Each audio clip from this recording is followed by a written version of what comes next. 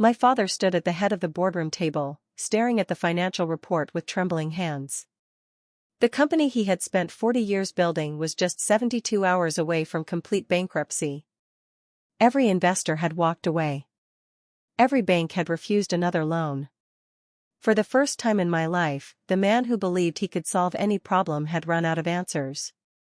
Then the boardroom doors opened. My wife walked in. The same woman my father had called a worthless nobody on our wedding day. The same woman he said would destroy my future. The same woman he forced me to choose over my own family. He looked at her with anger, then confusion, and finally fear. Because she wasn't there to ask for forgiveness. She was there because the company's last hope had just arrived. What happened over the next 24 hours changed my father's life forever. And made him regret the biggest mistake he had ever made. But to understand why my father, a billionaire businessman, ended up begging the daughter of a struggling schoolteacher for help, we have to go back 12 years, to the day I introduced him to the woman I loved. The woman my father hated. People always assume that being born into a wealthy family guarantees a happy life. Trust me, it doesn't. My name is Ethan Carter, and for 29 years, I lived under the shadow of one man, my father, Richard Carter. To the rest of the world, he was a business legend. The founder and CEO of Carter Industrial Group. A man whose face appeared on magazine covers. A billionaire who built one of the largest manufacturing companies in the country from nothing more than an old warehouse and an impossible dream. Employees admired him. Investors respected him. The media called him the Iron CEO. But to me, he was simply a father who believed love had to be earned.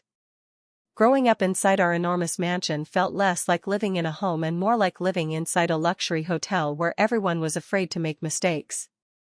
Every morning started exactly the same. Breakfast at 7. Business news playing on the television. My father reading financial reports while drinking black coffee. No conversations. No laughter. Only silence. Even as a child, I learned that every word I spoke had to be perfect. Because perfection was the only language my father understood. Whenever I brought home an A from school, he'd glance at the report card for a few seconds before asking, "What happened to the other 2 points?" When I scored the winning goal in a soccer championship, he congratulated the coach instead of me. When I graduated near the top of my class, he said, "Near the top isn't the top." Nothing was ever enough. Not because he hated me, but because he believed pressure created greatness. At least, that's what he always told himself. My mother, Emily, tried to balance things. Whenever Dad criticized me, she'd quietly remind me not to take it personally. "Your father doesn't know how to show love," she'd whisper. "He believes he's preparing you for the real world." Maybe she was right. Or maybe she was just trying to protect both of us from a truth neither of us wanted to admit. By the time I finished college, everyone expected me to join Carter Industrial Group. There was no discussion. No choice. My future had already been planned before I was old enough to understand what the word future even meant. I spent 3 years working inside the company. Learning every department. Meeting executives. Traveling with my father. Watching billion-dollar deals happen across polished conference tables. To outsiders, it looked like the perfect life. But every evening, I'd drive home feeling emptier than I had that morning. I wasn't unhappy because of the work. I actually enjoyed solving problems. What exhausted me was constantly trying to become the son my father wanted instead of discovering who I really was. Everything changed on an ordinary Tuesday. It had been raining all afternoon. I stopped at a small neighborhood bookstore after work to escape the weather. It wasn't the kind of place my father would ever enter. The shelves were old. The wooden floor creaked beneath every step. The owner greeted every customer by name. It smelled like coffee, paper, and memories. I wandered through the business section before hearing someone laugh. Not a polite laugh. A real one. The kind that fills a room without asking permission. I turned around. A young woman was kneeling beside a little girl, helping her find a children's book. The little girl hugged the book like she'd just discovered treasure. The woman smiled as if that tiny moment had made her entire day. There was something different about her. She wasn't trying to impress anyone. She wasn't checking her phone every few seconds. She wasn't pretending to be important. She simply looked happy. A few minutes later, I reached for a book on entrepreneurship. At the exact same moment, another hand reached for it. Ouch. We both laughed. "I'm sorry," she said. "You take it." "No," I replied. "I think you found it first." She smiled. "I've already read it twice." That surprised me. "You have?" She nodded. "It's one of my favorites." For the next 20 minutes, we stood in the middle of that bookstore talking about books, business, dreams, and life. Her name was Lily Brooks. She worked as a part-time librarian while helping her mother pay medical bills. Her father had passed away when she was 16. Money had always been tight. Yet somehow, she never sounded bitter. Not once. She talked about challenges the way most people talk about adventures. Before leaving, she looked at me and asked, "So, are you always this serious?" I laughed. "Only on weekdays." "Good." She grinned. "Because smiling looks much better on you." I couldn't remember the last time someone had spoken to me without knowing my last name. Without expecting something. Without treating me like I was Richard Carter's son. Over the next few months, we kept meeting. Sometimes for coffee. Sometimes for long walks. Sometimes just to sit in the park talking about absolutely nothing. With Lily, silence never felt uncomfortable. She loved simple things. Street musicians. Farmers markets. Sunsets. Homemade dinners. Meanwhile, I'd grown up surrounded by luxury restaurants, private jets, and business galas. She showed me a world I'd never noticed before. One evening, while eating burgers from a food truck, she asked, "Can I ask you something?" "Sure." "Why do you always avoid talking about your family?" I stared at my drink for a few seconds. "Because my father measures people by what they own." She stayed quiet. "So," I continued, "I'm afraid of what he'll think about you." Lily reached across the table and gently held my hand. "If someone judges me because I wasn't born rich."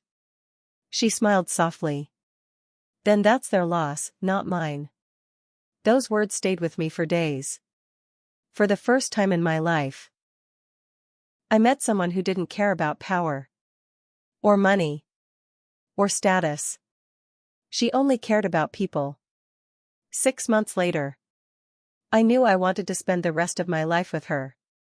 There was only one problem. My father. He had spent years telling me that marriage wasn't about love. It was about influence. Connections. Business alliances. Choose a partner who strengthens the family, he'd often say. I already knew exactly how he'd react. But hiding Lily forever wasn't an option. She deserved better than being someone's secret. So one Friday evening, I walked into my father's office. He looked up from his laptop. "What is it?" "I'd like you to meet someone." He removed his glasses. "A client?" "No. My girlfriend." He leaned back slowly. For the first time in years. He smiled. Finally. He closed the laptop. "When can I meet her?" I took a deep breath. "Sunday dinner." "Perfect." As I walked out of his office, I felt something I hadn't felt in years. Hope. Maybe. Just maybe. I judged him too harshly. Maybe he'd see Lily the way I did. Kind. Brilliant. Honest. Maybe he'd realize that character mattered more than wealth. I had no idea that the dinner I had just arranged would end my relationship with my father for more than a decade.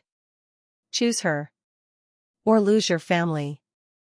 The entire drive to my parents' house, Lily sat quietly beside me. She noticed the way my hands tightened around the steering wheel every few minutes. Nervous? She asked with a gentle smile. I forced a laugh. Terrified. She reached over and squeezed my hand. It'll be okay. I wanted to believe her. More than anything. But I had spent my entire life learning how my father judged people. To him, success wasn't measured by kindness. It was measured by net worth. By influence. By the size of your house, your investment portfolio, and the last name on your business card. Lily had none of those things. What she did have was honesty, compassion, and a heart so genuine that anyone else would have considered themselves lucky just to know her. Unfortunately, my father wasn't anyone else. The Carter estate looked exactly as I remembered. The massive iron gates slowly opened. Perfectly trimmed gardens stretched across the property. Luxury cars lined the circular driveway. Every light inside the mansion glowed like something out of a movie. It wasn't a home. It was a statement. As soon as we stepped inside, my mother hurried toward us. There you are. She hugged me tightly before turning to Lily. And you must be Lily. Lily smiled warmly. It's so nice to finally meet you, Mrs. Carter. Oh, please. My mother laughed softly. Call me Emily. I immediately noticed the relief in Lily's eyes. At least someone had welcomed her. Then came my father's voice. Everyone's waiting. His tone was calm. Cold. Controlled. Exactly as always. We walked into the dining room. Several senior executives were already there with their wives. A few family friends. Even my father's business partner. I stopped walking. Dad. I thought this was supposed to be family dinner. He didn't even look up from pouring himself a glass of wine. It is. Then he finally glanced toward Lily. I simply invited a few people whose opinions matter. Something about that sentence made my stomach sink. He wasn't hosting dinner. He was conducting an interview. Dinner began politely enough. People talked about business, politics, the economy, stock markets. Lily mostly listened. Whenever someone asked her a question, she answered with confidence but never tried to dominate the conversation. One executive asked, So, Lily, what do you do? I'm a librarian. She smiled. And I also volunteer teaching financial literacy classes at our local community center. A few people nodded politely. My father continued cutting his steak without saying a word. Another guest asked, Where did you study? I attended the state university. Scholarship? Yes. I worked while studying. Again. Silence. Then my father finally spoke. So. He placed his fork down. Your parents aren't wealthy? Lily looked him directly in the eyes. No, sir. My mother is a retired elementary school teacher. My father passed away years ago. I see. His expression never changed. And your mother still lives in the same neighborhood? Yes. Small house? Yes. No embarrassment. No shame. She simply answered honestly. I admired her even more. Unfortunately, my father interpreted honesty as weakness. Dessert hadn't even been served before he launched his attack. He folded his hands on the table. Ethan. How serious is this relationship? I looked at Lily before answering. I'm going to marry her. The entire room became silent. You could hear the grandfather clock ticking in the hallway. 1. 2. 3. Then my father laughed. Not because something was funny. Because he thought I couldn't possibly be serious. When he realized I wasn't laughing, his smile disappeared. You can't be serious. I am. He slowly turned toward Lily. Would you excuse us for a moment? Before she could answer, I spoke. No. If you have something to say, you can say it in front of both of us. He nodded once. Very well. Then he leaned forward. Lily. Do you know what my son will inherit one day? She looked confused. I've never asked. I know. He smiled without warmth. Because you don't have to. I felt my heartbeat speeding up. Dad. Enough. He raised one hand. Without taking his eyes off Lily, he continued. My son has spent 29 years preparing to lead a billion-dollar company. He has responsibilities. A legacy. A future. Then he looked at me. And now he tells me he's throwing all of that away. For someone who brings absolutely nothing to this family. The words landed like a punch.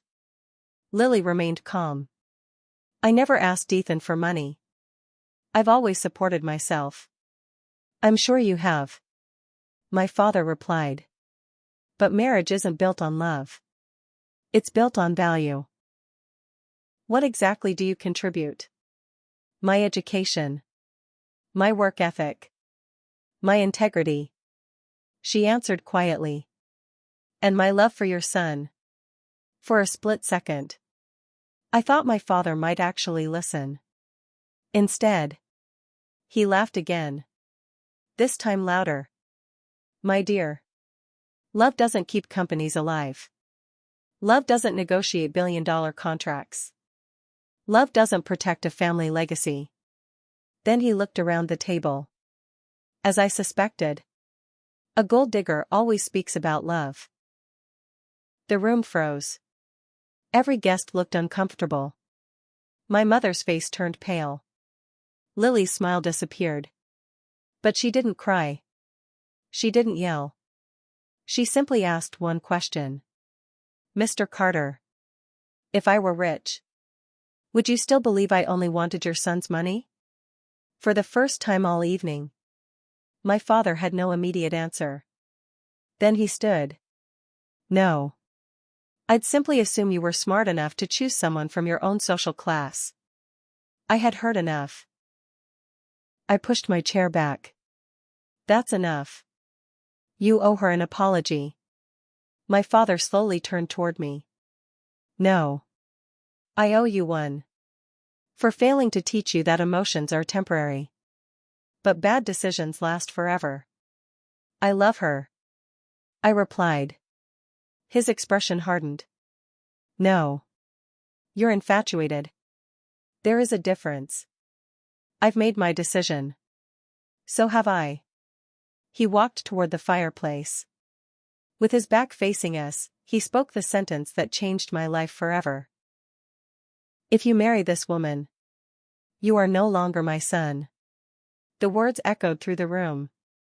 My mother gasped. Dad. I whispered. He didn't turn around. No inheritance. No position in my company. No financial support. No family. You walk out that door with her. And don't ever come back. I looked at Lily. She wasn't crying. Instead, she quietly shook her head. Ethan. You don't have to lose your family because of me. I'll understand. That was the moment I knew. Without any doubt. She loved me enough to let me go. Which was exactly why I never could. I gently took her hand. I already made my choice. Then I faced my father one last time. You built an empire. But somewhere along the way, you forgot the difference between success and humanity. He never looked back. Neither did I. 5 minutes later, we stood outside the mansion with nothing but 2 small suitcases. Everything I owned inside that house. My childhood photographs. My clothes. My office. My future inheritance. Gone. Just like that.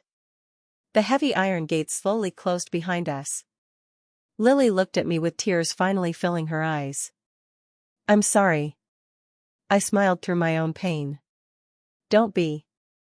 For the first time in my life, I feel free. I didn't know it then. But freedom has a price. And by sunrise the next morning, my father would make sure that price became far higher than either of us had imagined. Starting from nothing. The morning after my father disowned me, I woke up to complete silence. For a few seconds, I forgot everything that had happened. Then I opened my eyes. The elegant bedroom I had grown up in was gone. The floor-to-ceiling windows. The expensive furniture. The walk-in closet. Everything had been replaced by a tiny one-bedroom apartment with peeling paint and an old ceiling fan that squeaked every few seconds. It wasn't much. But it was ours.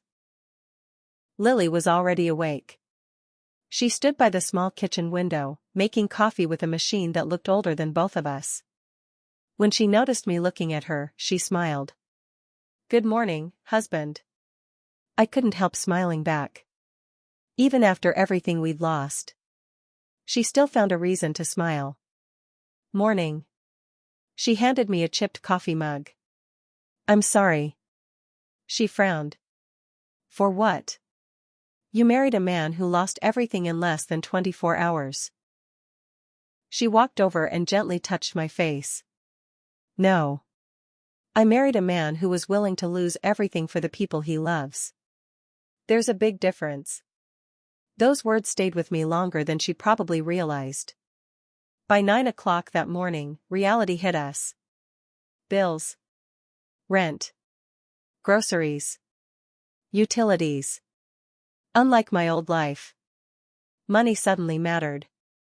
Every single dollar.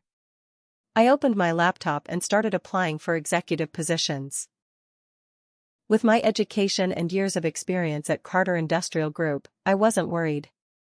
At least, not yet. Within 2 hours, I had submitted 23 applications.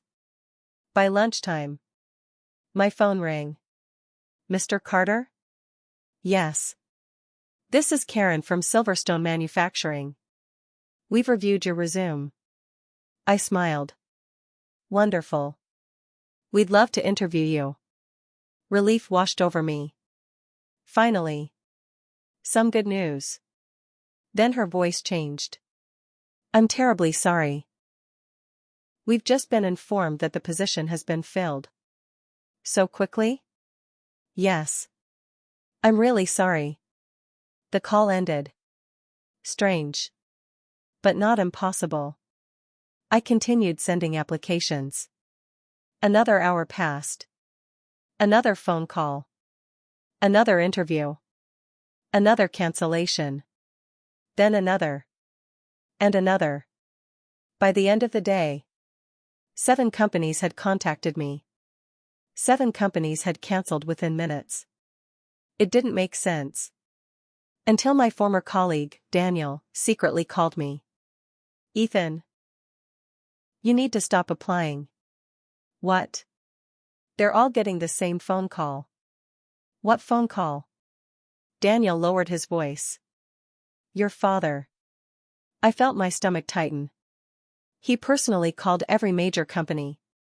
He told them hiring you would permanently end their business relationship with Carter Industrial. I couldn't speak. He also told them. Daniel hesitated. What? That you were emotionally unstable after being removed from the company. I closed my eyes.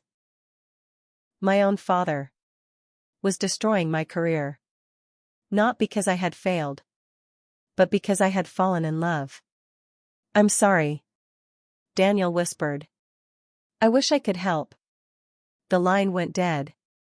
That evening, I sat on the apartment balcony staring at the city lights. For the first time in my life, I felt completely powerless. Lily quietly sat beside me. You found out, didn't you? I nodded. He blacklisted me. She didn't seem surprised. I was afraid he might. I looked at her. Were you? My father wasn't rich, she said softly. But I grew up watching powerful people use influence to get what they wanted. She rested her head on my shoulder. We'll figure something out. I don't know how. We always do. No. I laughed bitterly. Actually, I've never had to. That was the truth. Growing up rich meant I had never worried about rent. Or grocery bills. Or finding work. My father had built a world where failure never reached me. Now, he had thrown me into a world I barely understood. The next few weeks became the hardest of my life. Every morning started with hope. Every evening ended with rejection. Sometimes companies simply ignored my applications. Sometimes they interviewed me. Sometimes everything went perfectly.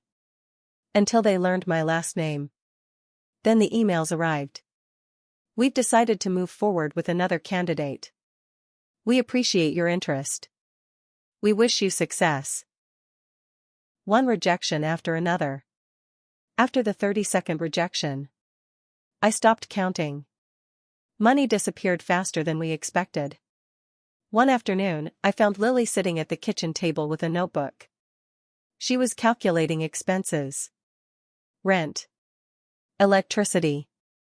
Internet. Food. Transportation. She crossed out several items. We can cancel the internet, she said quietly. I looked at her. You need it for work. We'll use the public library. She crossed out coffee. No more takeout. She crossed out movie nights. We'll stay home. She smiled as though it wasn't a sacrifice. I couldn't bear watching her do that. This isn't the life I promised you. She reached across the table and held my hand. No. It's better. I stared at her in disbelief. Better? She nodded. Because every single thing we have, we earned together. No mansion. No servants. No expensive vacations. Just two people. Trying to build a future with honesty. For the first time, I understood something my father never had. Money can buy comfort. But it can't buy peace. 3 months later, our savings were almost gone. One rainy afternoon, I came home after another failed interview.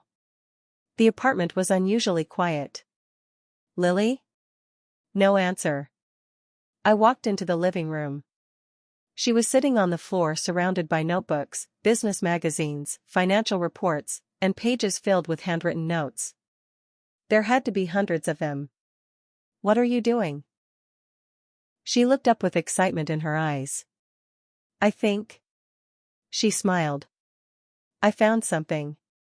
I looked down at the papers. Charts. Market research. Consumer trends. Business models. None of it made any sense to me. What is all this? She stood up and handed me one notebook. It's not just an idea, Ethan. It's a solution. I flipped through the pages. What kind of solution? She looked directly into my eyes. The kind that could change our lives forever. At that moment, I had absolutely no idea that the handwritten notebook in my hands would one day become the very thing capable of saving, or destroying, my father's entire empire. The empire begins to crack. Exactly 1 year later. If someone had told me that losing everything would become the greatest blessing of my life, I would have laughed. Yet there I was, unlocking the door to a small office that barely fit 6 desks. It wasn't impressive. The paint on the walls was still fresh. Most of our furniture had come from second-hand stores. Our conference table had once been a restaurant dining table that we bought online for a fraction of its original price. But every inch of that office represented something priceless. Freedom. Lily's business idea had worked. Not overnight. Not because we got lucky. But because she had spent months researching problems that large manufacturing companies ignored. Instead of competing with billion-dollar corporations, she created software that helped medium-sized factories reduce waste and predict supply shortages before they happened. It sounded simple. But it saved companies millions of dollars. Our first client almost didn't happen. The owner of a family-owned factory had listened to our presentation, thanked us politely, and said he couldn't afford the risk. As we packed our bags, Lily turned around and said something that changed everything. If our system doesn't save you money within 6 months, don't pay us. The owner stared at her. You'd work for free? She smiled. No. We're betting on ourselves. 6 months later, that same client recommended us to 3 other factories. 3 became 7. 7 became 15. Within a year, we had more work than we could handle. For the first time since leaving my father's house, I wasn't just surviving. I was building something of my own.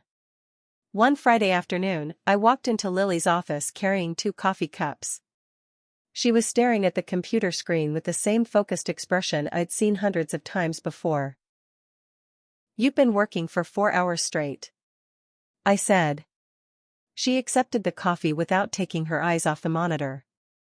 I think I found a pattern. What kind of pattern? She turned the screen toward me. Several large manufacturing companies were highlighted in red. Among them, one name immediately caught my attention. Carter Industrial Group. My father's company. I felt my chest tighten. You've been analyzing them? She nodded. Public financial reports are available if you know where to look. What did you find? She hesitated. Something isn't right. She opened another report. Look here. I leaned closer. Revenue is increasing. But profits are shrinking. She clicked another document. Their debt has nearly doubled in 3 years. Another chart appeared. They've closed 5 regional facilities. Then another. 3 senior executives resigned within 8 months. I frowned. My father never mentioned any of this. He wouldn't. Lily replied quietly. Companies don't announce problems until they become impossible to hide. I crossed my arms. So what do you think is happening? She looked at the numbers for another moment. I think someone inside the company is making very expensive decisions. That evening, the news confirmed her suspicions. The television in our office played a financial news segment. Carter Industrial shares fell another 12% today after investors expressed concerns over declining quarterly earnings. A business analyst appeared on screen. While the company remains one of the industry's largest manufacturers, experts are questioning several recent acquisitions approved by CEO Richard Carter. I couldn't believe what I was hearing. My father hated unnecessary risks. Every investment he made during my childhood had been carefully planned. Something had changed. A week later, I received an unexpected phone call. The caller ID displayed a name I hadn't seen in years. Michael Dawson. My father's former chief financial officer. He had suddenly retired 6 months earlier. I answered immediately. Michael? Ethan. His voice sounded tired. I hope I'm not calling at a bad time. Not at all. After a brief silence, he spoke again. I heard about your company. I smiled. We're doing okay. I know. I've been following your progress. Then his tone became serious. I need to ask you something. What is it? Can we meet somewhere private? An hour later, we met in a quiet cafe on the edge of town. Michael looked older than I remembered. The confident executive who once negotiated billion-dollar deals now seemed exhausted. He wrapped both hands around his coffee cup before speaking. Your father doesn't know I'm here. I figured. He sighed. Ethan. I worked with your father for 25 years. I've never seen him like this. My heart started racing. What happened? He stopped listening. I frowned. What do you mean? After you left. He changed. He became obsessed with proving that he had made the right decision. Michael looked directly at me. Anyone who disagreed with him became an enemy. He ignored financial warnings. He trusted the wrong executives. He approved acquisitions without proper investigations. I couldn't believe it. My father would never do that. He didn't used to. Michael replied quietly. But grief and pride change people. I sat there speechless. For years, I had blamed my father for destroying my future. Now, I was hearing that he had been slowly destroying his own. Michael reached into his briefcase and placed a folder on the table. I shouldn't even have this. I opened it. Financial statements. Debt schedules. Cash flow reports. Everything looked worse than the public information. Much worse. I looked up. These numbers. They're impossible. I wish they were. Michael answered. If nothing changes, Carter Industrial won't survive another year. The words echoed in my mind. Won't survive another year. The company my grandfather helped build. The company my father devoted his entire life to. Was collapsing. That night, I couldn't sleep. I walked onto our apartment balcony while the city lights flickered below.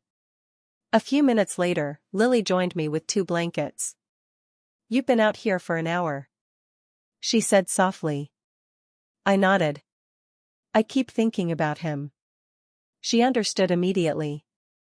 Your father. He spent 40 years building that company. And now, it's falling apart. Lily stayed quiet before asking the question I had been avoiding. If he asked for your help, would you give it? I didn't answer. Because I honestly didn't know. The man who had ruined my career, taken away my family, and tried to destroy my future, was still my father. No matter how much I wanted to hate him, part of me never stopped loving him. The following Monday morning, financial news exploded across every television channel. Breaking news. Carter Industrial Group announces emergency board meeting amid financial concerns. Employees gathered outside company headquarters. Reporters crowded the entrance. Investors demanded answers. Inside the building, for the first time in Richard Carter's legendary career, he walked into a board meeting without a solution. And although he didn't know it yet, the only person capable of saving his company was the very woman he had once called worthless. The last offer. 3 days after the emergency board meeting made national headlines, life in our office continued as usual. Our employees were busy preparing presentations for new clients. Phones rang nonstop. The smell of fresh coffee filled the room. From the outside, everything looked normal.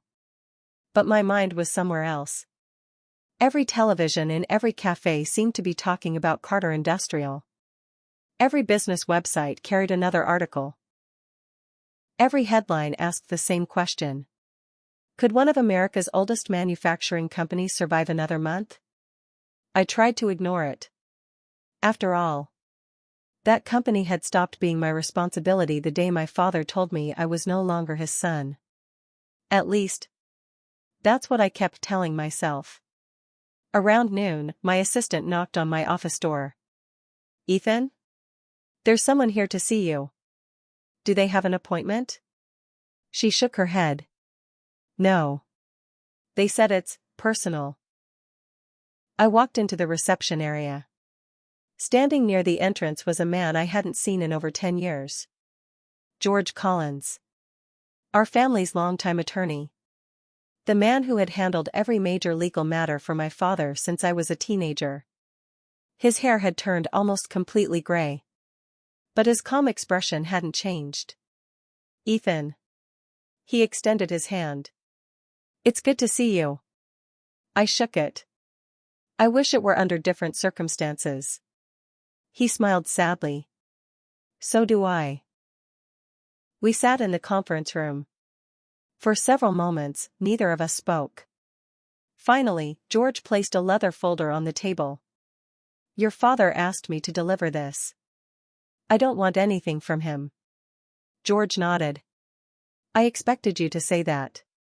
He pushed the folder toward me anyway. Read it first. Inside was a proposal. Not a letter. Not an apology. A business contract.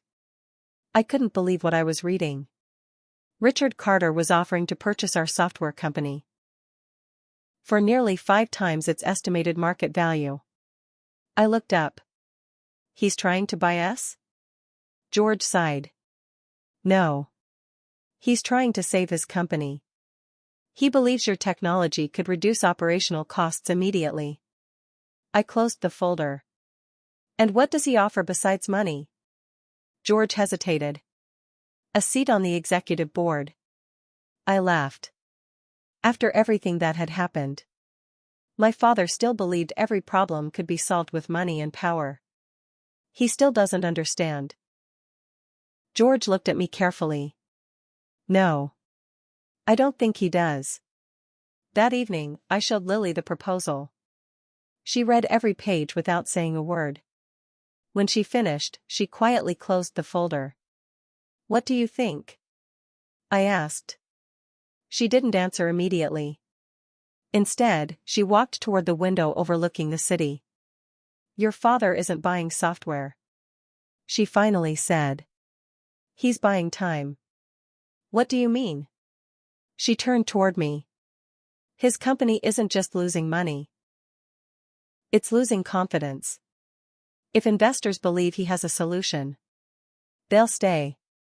If they don't, they'll leave. She pointed at the proposal. This isn't a rescue. It's a desperate signal. I rubbed my forehead. So we refuse? She smiled softly. I'm not saying that.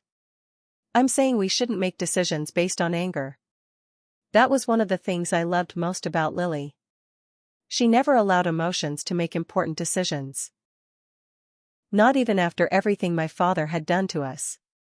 The next morning, George returned for our answer. I slid the contract back across the table. Please tell my father that we're not interested in selling. George wasn't surprised. I thought you'd say that. But there's something else. He reached into his briefcase and handed me another envelope. This one isn't from Richard. It's from the board of directors. I opened it. My eyes widened. The board wanted an independent meeting. Without my father. Without executives. Without lawyers. Just me. Lily. And the directors. I looked up. They contacted us directly? George nodded. They've lost confidence in Richard's leadership. They're searching for alternatives. 2 days later, Lily and I entered a private conference room at a downtown hotel. 8 directors were already waiting. None of them smiled. The atmosphere felt heavy. One of the older directors stood. Mr. Carter. I know this meeting is unusual. But we're out of options. Another director pushed several financial reports toward us. We don't want you to buy the company. We want you to tell us whether it can still be saved. Lily spent nearly an hour reviewing every document. No one interrupted her. Finally, she closed the final report. The room remained silent. One director nervously asked, well? She looked around the table. It can be saved. Several people sighed with relief. Then she continued. But not like this. The room became quiet again. She pointed toward one section of the report. You're treating symptoms, not the disease. Another director leaned forward. What disease? Lily answered without hesitation. Fear. Everyone looked confused. She continued. Your executives are hiding bad news. Managers are afraid to report mistakes. Departments are competing instead of cooperating. Everyone is protecting their own position instead of protecting the company. She gently closed the folder. No financial strategy can fix a culture that's already broken. For several seconds, no one spoke. One director finally whispered. Richard won't listen to any of this. Lily nodded. I know. As we prepared to leave, the chairman stopped us. If Richard refuses to change, would you be willing to help us rebuild? I looked at Lily. She looked at me. Neither of us answered. Because accepting that offer wouldn't just change our future. It would place us directly across the table from the man who had destroyed our past. And somewhere, only a few miles away, Richard Carter sat alone in his office, completely unaware that the board was already preparing a decision. One that could remove him from the company he had spent 40 years building. The hardest decision. Richard Carter is no longer the villain everyone thinks he is.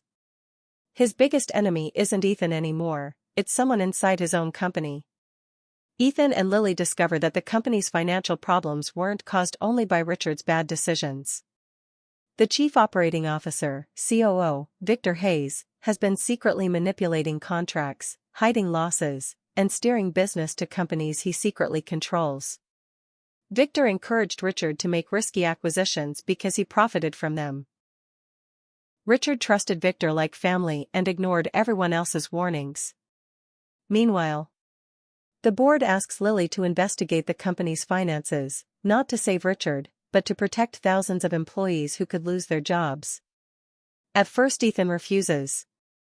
He destroyed our lives. Why should we save his company? Lily quietly replies. Because 5,000 employees didn't. That changes everything. Over the next few days, Lily uncovers a hidden network of fake suppliers, inflated invoices, and shell companies. The losses weren't just poor management.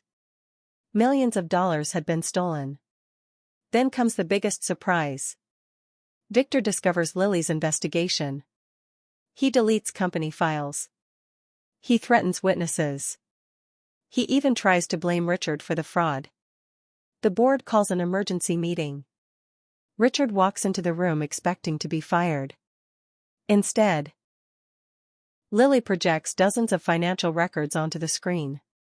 One by one, she proves that Victor orchestrated the fraud while Richard, though guilty of pride and poor judgment, had been manipulated. Federal investigators are called. Victor is arrested in front of the board. For the first time in years, Richard doesn't look at Lily with pride or anger. He looks at her with shame. He quietly says, I spent years believing you would destroy my family. His voice breaks. Instead, you saved it. Richard then turns to Ethan. For several seconds, neither of them speaks. Finally he whispers, I don't deserve another chance. Ethan doesn't answer. He simply looks at his father, the strongest man he had ever known, standing completely broken for the first time in his life.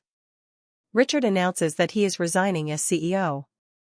Before leaving the boardroom, he says, There's one final decision only my son can make. The room falls silent as every eye turns toward Ethan.